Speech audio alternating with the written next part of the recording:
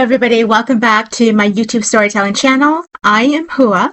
If you are a fresh new listener, welcome. I am so happy to have you here. If you had not subscribed yet, please go ahead and hit that subscribe button. That is your way of supporting me, and that is your way of getting to know when I release any of my new stories. If you are one of my regular listeners, welcome back. I am so happy to have you here with me. Today, I am here to read Chapter 2 of My Once Mousy Bride, and this is dedicated to Ying Ya and Pao.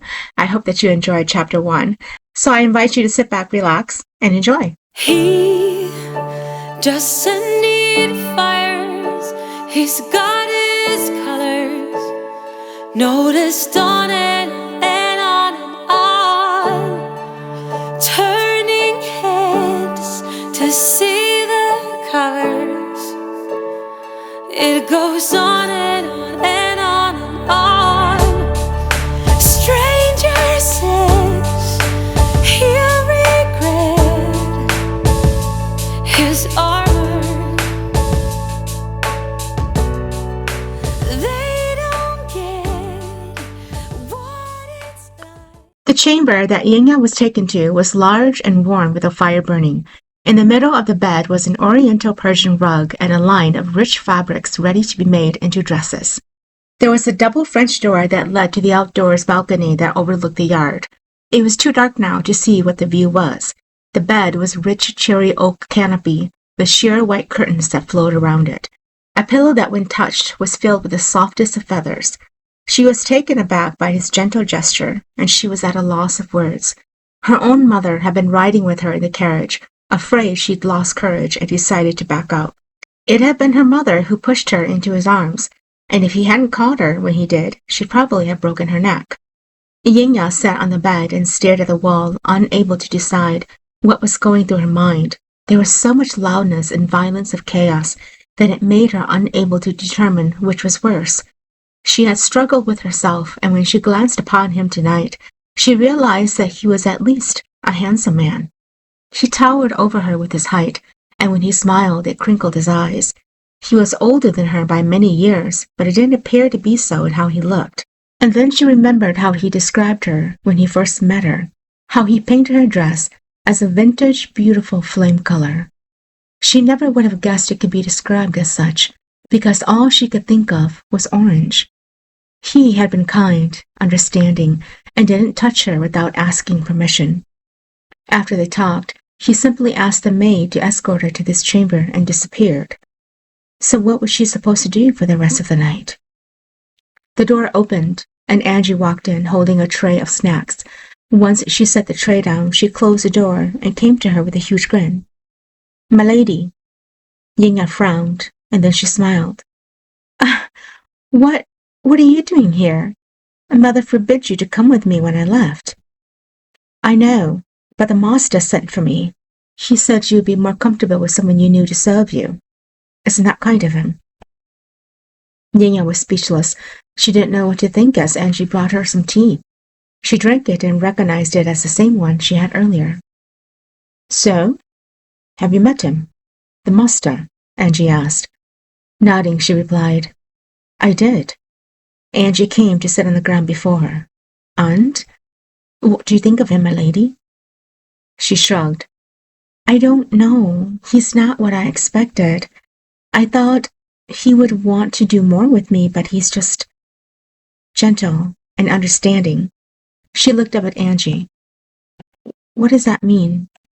Smiling, Angie said, "My lady, just from having him sent me here to care for you, I can already tell you that the master is a kind soul, and you have nothing to worry about. He will take good care of you." "I suppose so. Well, since you are here, will you help me undress? I didn't think to bring any clothes with me." Angie stood up. "Oh, not a worry, my lady. The head servant told me where everything was. I'll get your nightgown ready, and then I'll come brush your hair."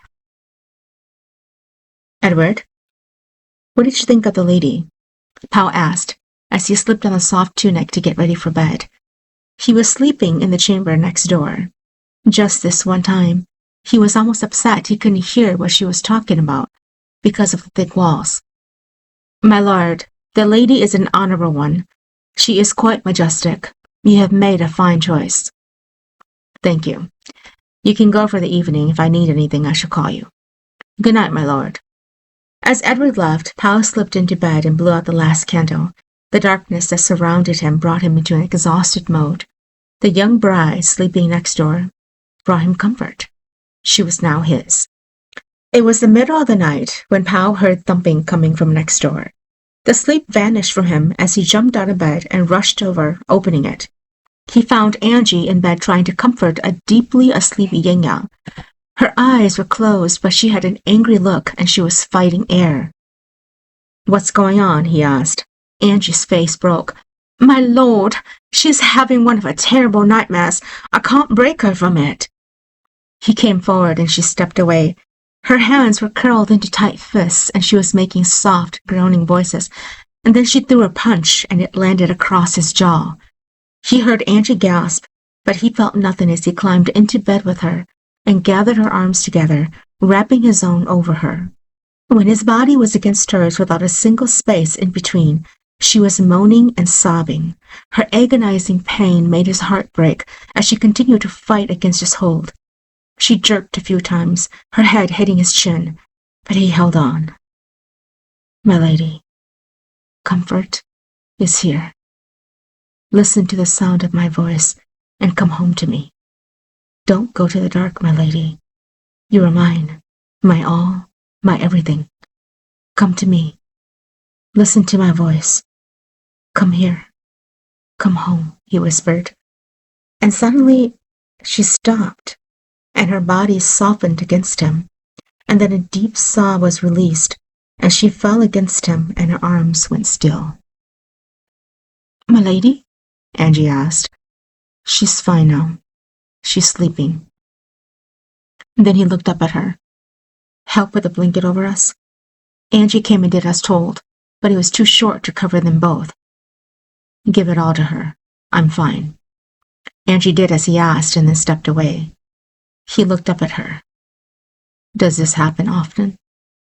Not unless she's going through a lot, the maid whispered. I suppose the change of scenery tonight brought it on. Normally, no one can get her to come out of it. So what happens then?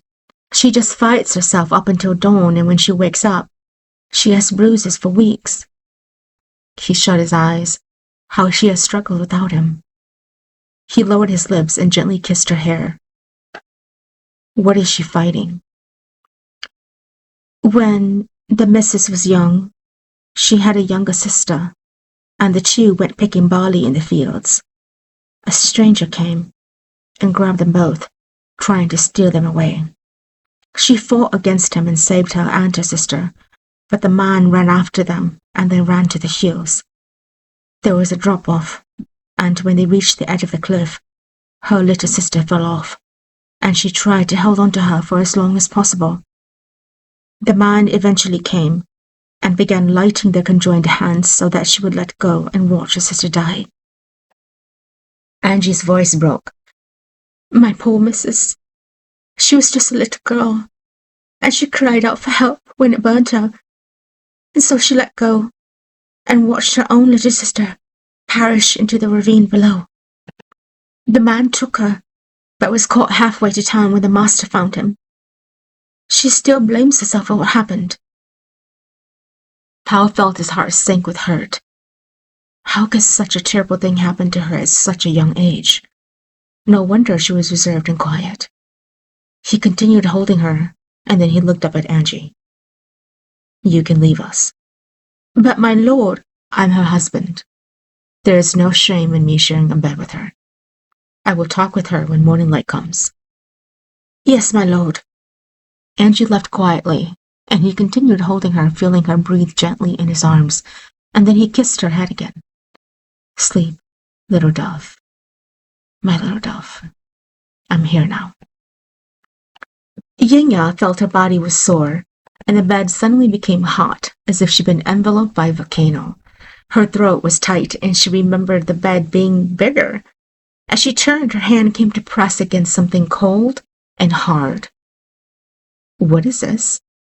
Her eyes flew open, and she looked into the eyes of her husband, who was staring at her.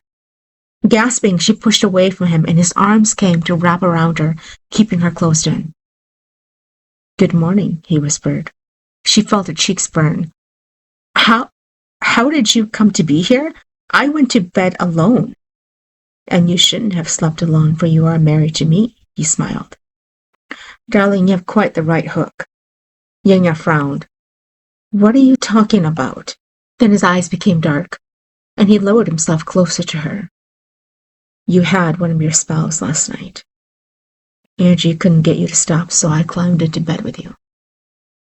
She found herself at a loss of words. She'd been dreaming of the same cliff, the one cliff she had often dreamt about when she was scared. She was fighting something frightening and had been running away. Ying Ya looked up at him. I was so scared. I was running, and then I heard a voice calling me home." "Was that you?" Nodding, he said, "My lady, you no longer have to fear anything when I am here with you. Perhaps before, you fought your own demons until you were exhausted. But with me now, I will fight them with you. I will keep them away." Ying Ya felt her eyes fill up with tears, and she looked away. "Why am I crying?" And then she sobbed out of nowhere and broke herself free from his hold. She rushed out of bed just as Angie entered with a basin. He stood up and walked to her, giving her a light touch on her arm. "I shall see you for breakfast. We are dining with the king and queen." He nodded toward Angie and then left. Once they were alone, she let out a deep sob and covered her face with her hands. "Angie, how could you let me embarrass myself like this on the first night?" she cried. Angie walked to her and removed her hands. "My lady, do not be ashamed.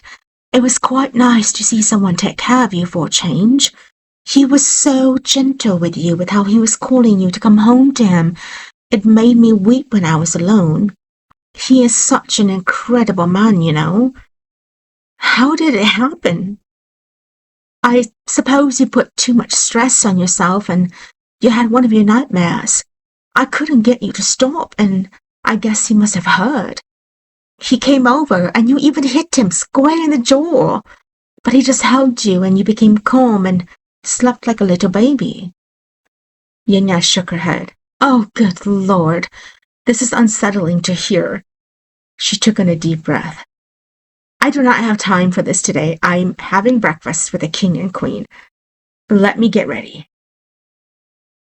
Pao knocked on the door to her chamber and heard a few rustling sound before Angie opened it, and he walked in. Standing before him, dressed in a rich, deep plum silk gown with white lace trimmings, his bride-to-be walked forward to him. Her hair was down, and it was long, and he knew how soft it was to touch. He came to her and gave his arm to her. She paused for a moment before she took it, and they walked out together. They walked down the spiral staircase to the main dining hall, where both Andrew and Anna were already seated.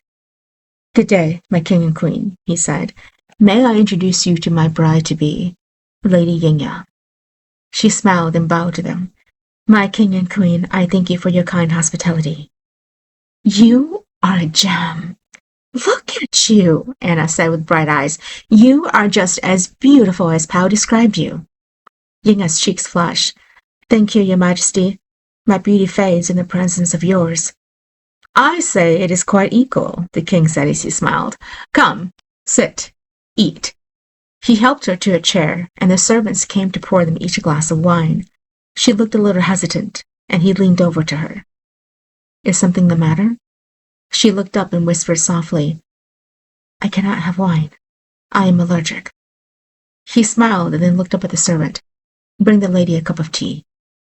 She murmured her thanks, and he gathered a healthy serving of the fruits and placed it on her plate. It shocked her, and her cheeks flushed again. Picking up her fork, she ate quietly, not knowing just how much he wanted to kiss her.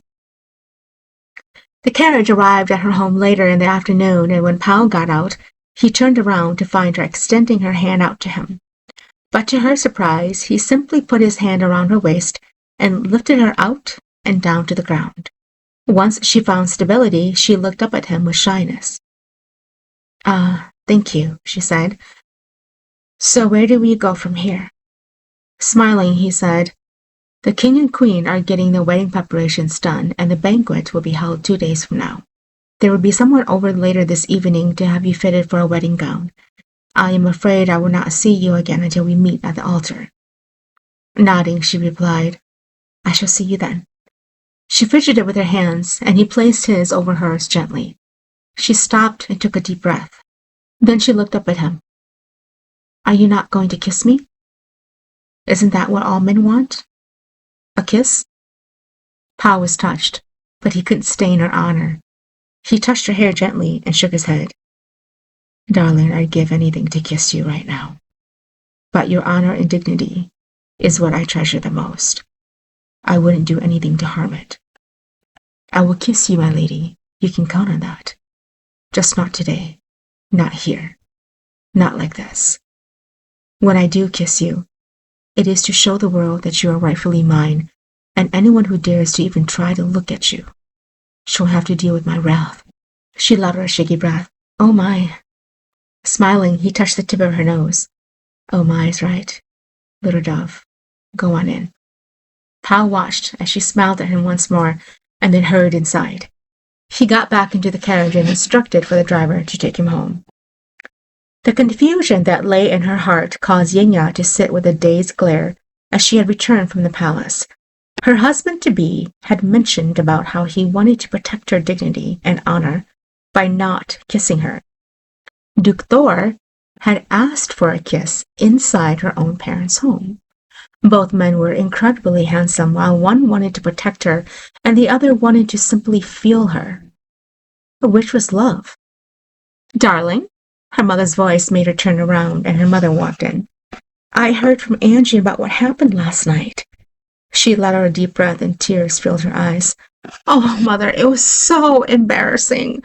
I had a terrible spell, and he saw everything." Her mother wiped her tears and hugged her. "Angie said he was very loving with you. She watched him take such gentle care. I was also within earshot when he brought you home. He protected your honor." Ying Ya pulled herself away from him. "What does it mean? Why is it that one man wants to kiss me terribly and the other is willing to wait? Which one is love?" "Darling girl, love isn't all about physical things. If you think that, you're wrong. Love is strength and honor too, and your husband-to-be, he loves not only you but also your honor. To think that Duke Thor insisted on ruining it for you." She thought a moment and then she nodded. "That does make sense now. Come on. Share how meeting the king and queen was like. The wedding is in a few days, and today the queen sent over someone to fit your father and I for clothing. Oh, it is the most absolute grandest thing I have ever seen. You are such a lucky girl." She lowered her gaze. "I hardly know him, and I don't feel so lucky." Her mother touched her cheek. "Ying Ya, don't do this.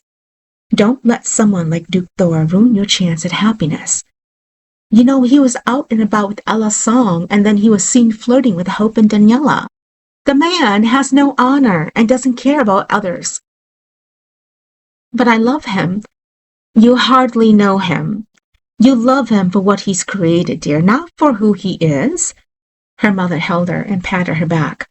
"When I watched your Lord Pao deliver you home, he was so kind to you. He even lifted you out of the carriage, something I have never seen before.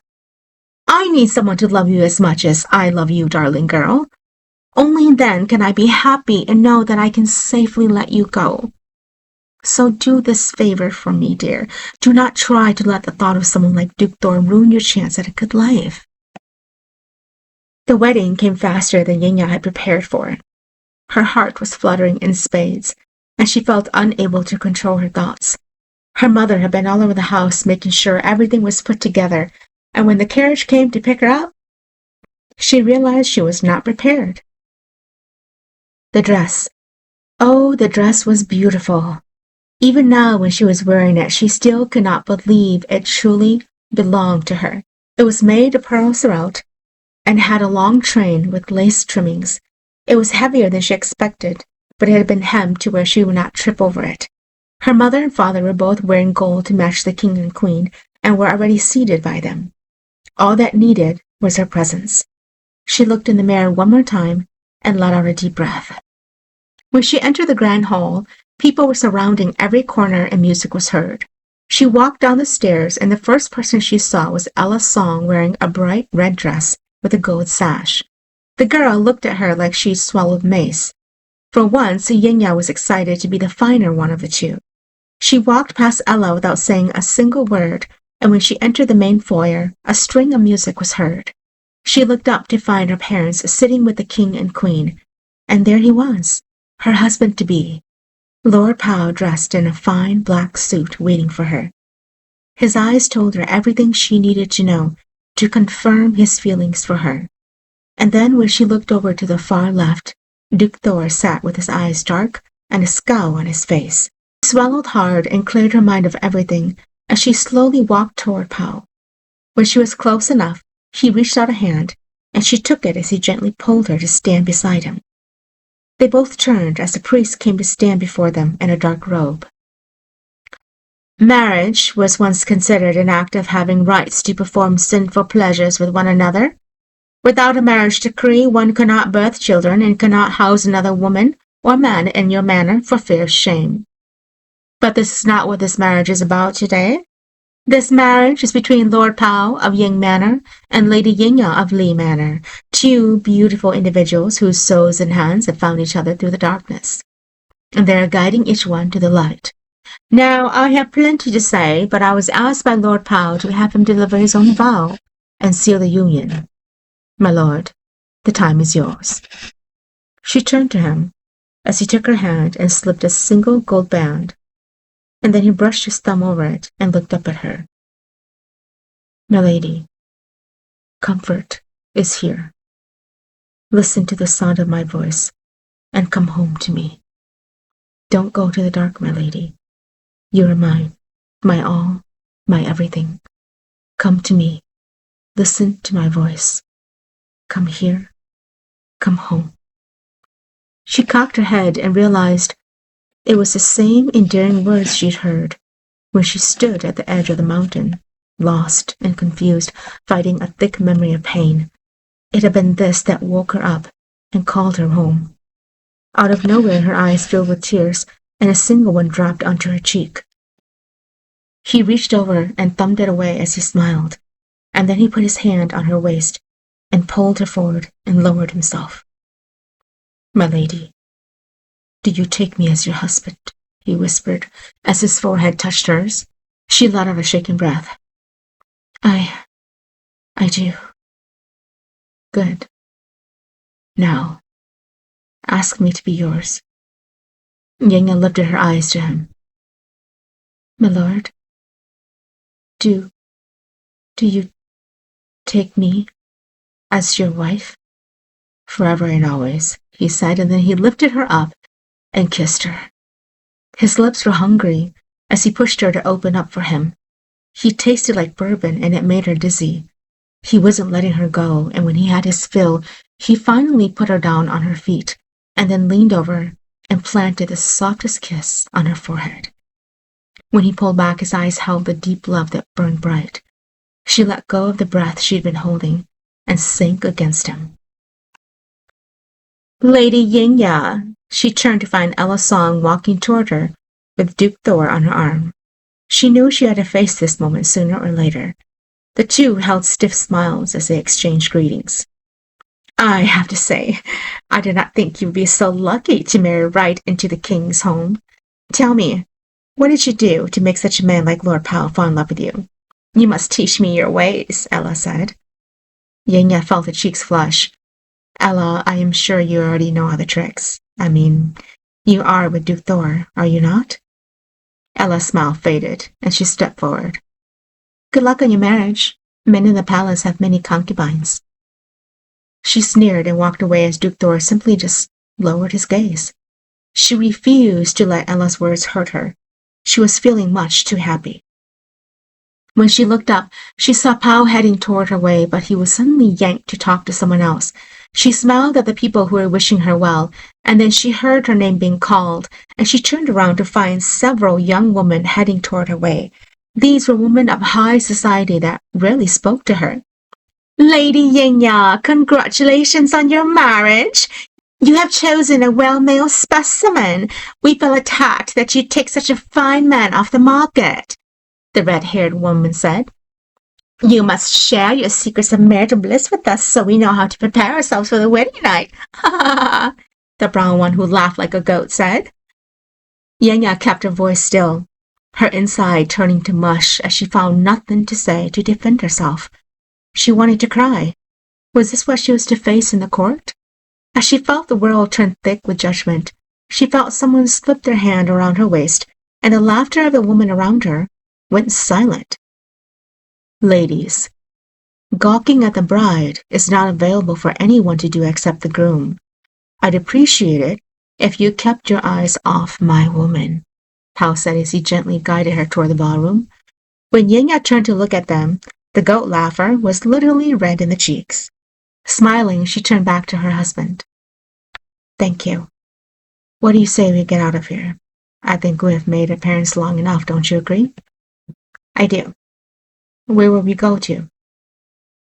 He lowered his lips to her ear and whispered, a surprise. And then he picked her up in his arms, and everyone shouted out with glee as he hurried to the front doors where a carriage was waiting for them.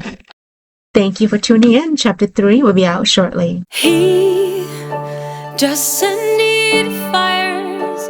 He's got his colors noticed on and on and on, turning heads to see the colors.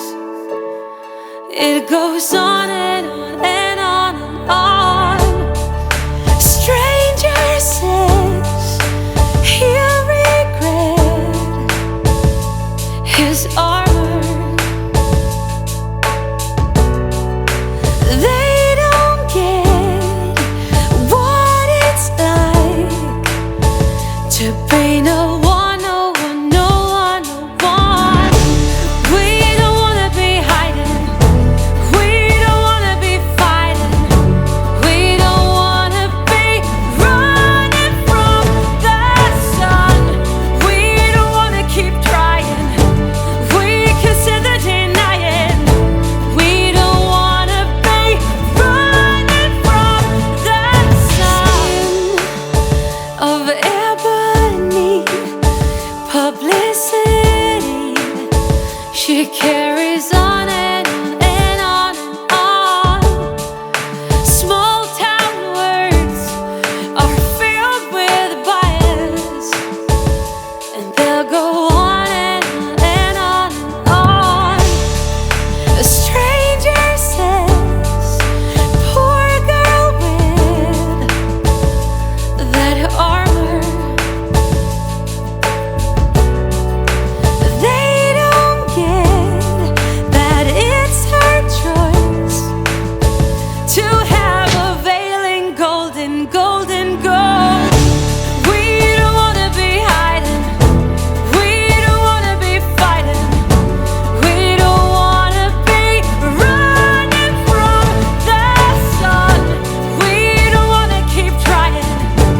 We can stand the denying. We don't wanna be running from the sun.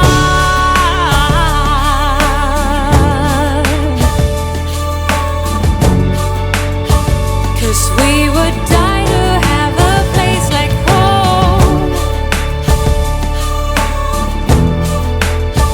Yes, we would die to have a place like home.